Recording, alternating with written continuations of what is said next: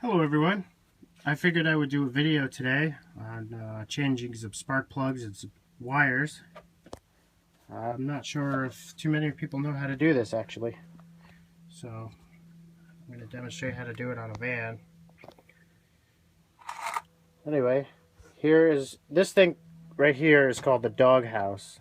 And usually it's bolted to the floor, which ours was not. And there's two little clips on either side. You just have to undo these. There's one. And here's two. And it's pretty difficult to get it out. Sometimes it comes right off. Excuse me. But then if you... Luckily my seat swivels. Because of the seat swivel, it is able to come out a whole lot easier. So just kind of...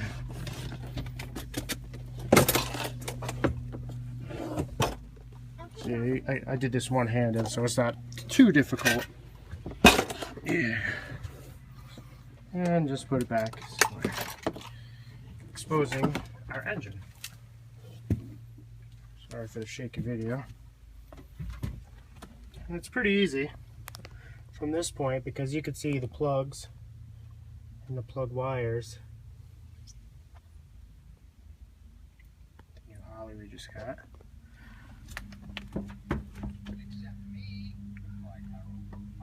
There's some sort of a leak here. That's okay. But yeah, it's pretty easy to get. I like to do one thing at a time. And to start out, I do the plugs first and then I do the wires. So what I'll do is I'll unplug one,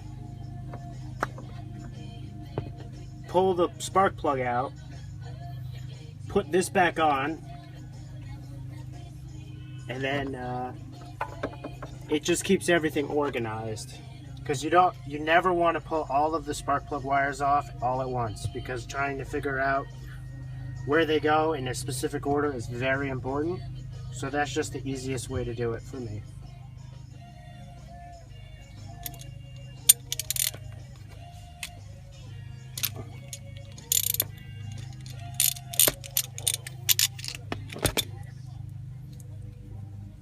Also make sure to do this when the engine is cold. You can see the difference between the old and the new.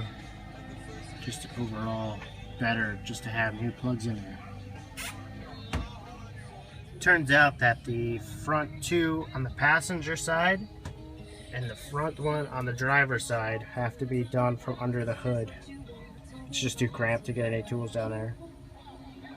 So you can see it's pretty tight fit, but fortunately you can get your hands down there, so that's not an issue.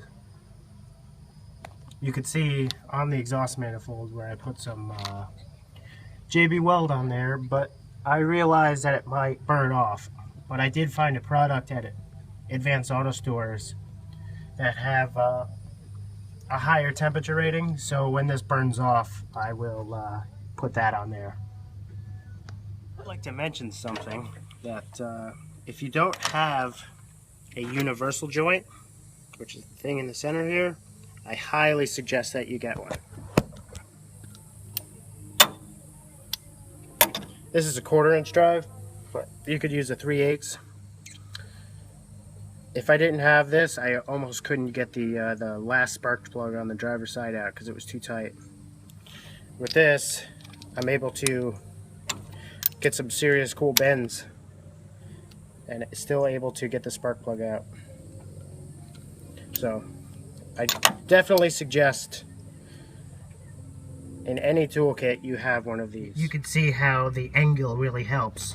I'll put the ratchet over here and then just turn that and to tighten the spark plug back in there and makes it all nice and easy. So the next step is to put the spark plug wires on. I got these from, actually not Napa, Rock Auto. I seriously highly suggest that website. Very cheap parts, pretty good quality too. So when you open the box, if you're unfamiliar with these, you will see a variety of lengths. And you might be like, oh no, which ones go where? You know, you got this little 8-inch one, then you got, you know, all different sizes. So what I like to do is get 2 of them. Usually 2 are the same size. So I match them up. And it's pretty easy because on my engine here, the 460, and most big block V8s or small block V8s, the distributor's in the front. At least with the Fords anyway, I think. So the shortest wires go to the front 2, on the left and on the right. And then just the medium to the second, to the medium, they just keep going. And that little short one, this little 8-inch one, see if I can get in here for you, goes to the coil. The coil is what gives you electricity to the distributor, which is this thing right here. That's another cheap part that I got on Rock Auto. So you can get that one off fairly easily.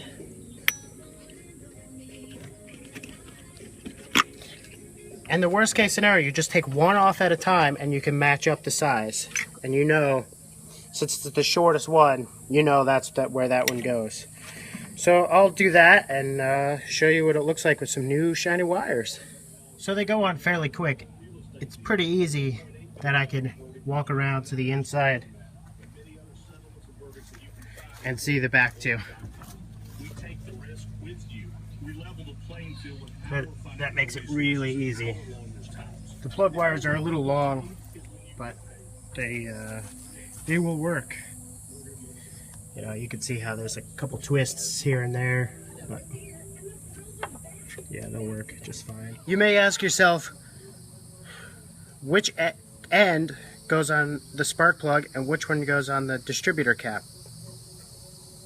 Well, in my situation, it's easier for the L. You can see the L here to go on the distributor. So it'll go like that. You just push it on until you hear a click. And then you're ready to go, and then just feed it down to the next spark plug. Okay, we're all done here. I got all 8 of them on. Actually 9 with the coil one. An important tip to remember is make sure the wires aren't in the way of any moving parts. For me, I had to duct tape, because I don't have any zip ties right now, I had to duct tape the 2 far back ones to a hose here. The hose is just a vacuum hose, so it's no problem, because they kept hitting the carburetor.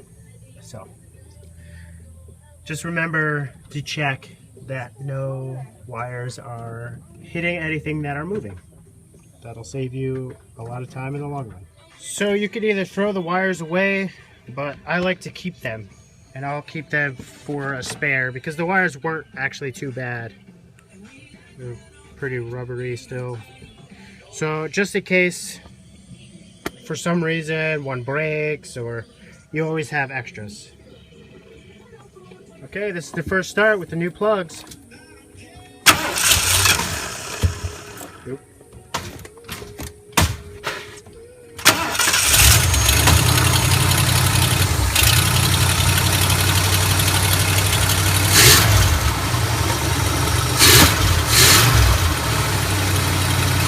Yeah, baby.